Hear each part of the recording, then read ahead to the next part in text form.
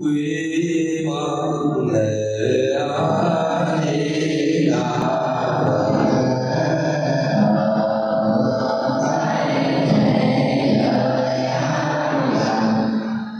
men tremble at the rod, all men are afraid of death. Putting oneself in place of another, do not kill and do not cause to kill. All men tremble at the rod, all men hold their life dear. Putting oneself in place of another, do not kill and do not cause to kill.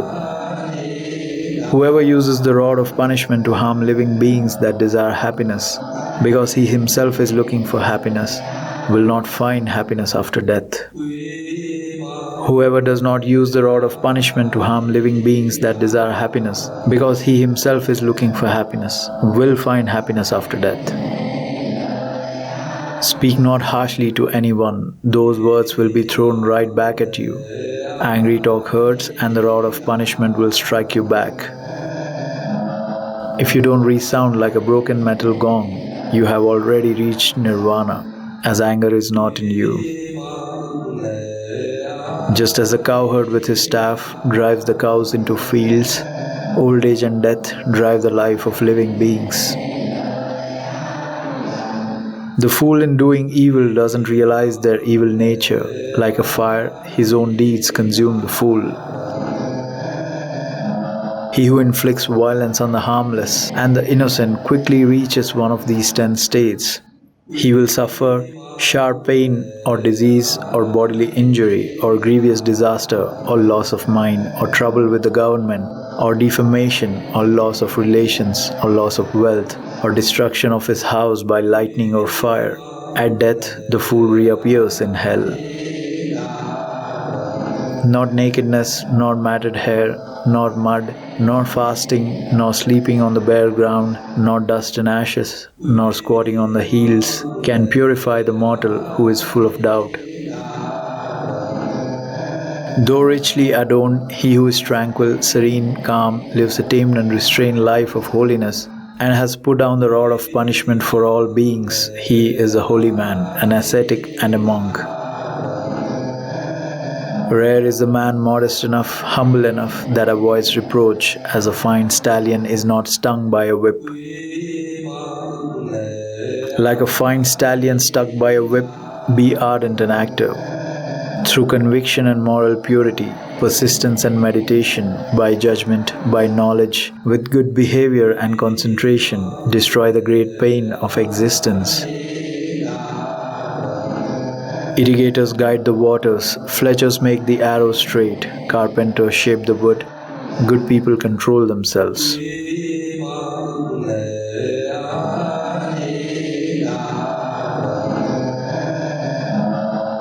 The world is ever burning. Why this laughter? Why this joy? Enveloped in darkness, why do you not look for light? Look at this painted image of a body, a heap of sores stuck together, sick and full of thoughts, none of which are permanent or stable. This body, a nest of diseases and fragile, is dissolving and wearing out. The foul mass is bound to break up. Life ends in death. What delight do you find in looking at these discarded bones, bleached like gold scattered in the fall?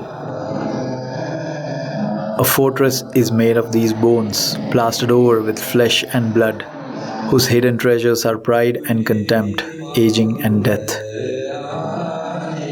The royal chariots of king are run down, so does this body, but the virtue of the good doesn't succumb to old age. Thus the saints teach each other. A man of little learning grows old like an ox, only his flesh increases, not his wisdom. Through many births I have wandered in samsara, seeking but not finding the builder of this house. Painful is the repeated existence. O house builder, you are seen now, you shall build no house again.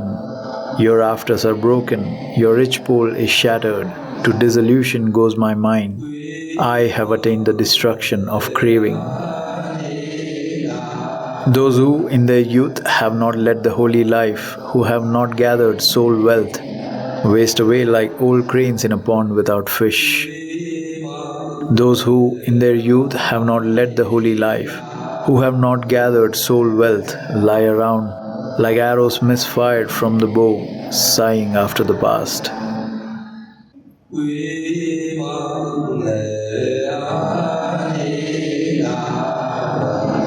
If you hold yourself dear, guard yourself well. The wise man should keep vigil during any of the 3 watches of the night, the 3 stages of life. One must first establish oneself in what is proper. Only then should one instruct others. Thus the wise one will not suffer. One must shape oneself first, then teach others. One should be well controlled to train others.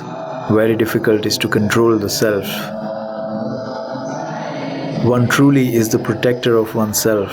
There is no other protector. When a man controls himself well, he will gain mastery that is hard to gain.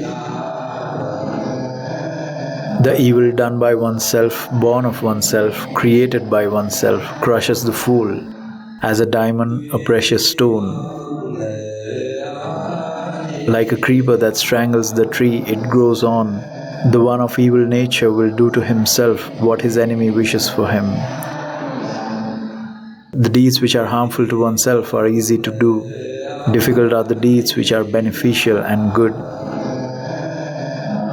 The fool with his perverted views scorns the teaching of the holy ones, the noble and the virtuous. His false doctrines bear fruits to his own destruction. Evil is done by oneself is one defiled. Evil is left undone by oneself is one cleansed. Purity and impurity are one's own doing. No man can purify another. Do not sacrifice your own welfare for the sake of another's, however great. Once you find your own welfare, devote yourself to it.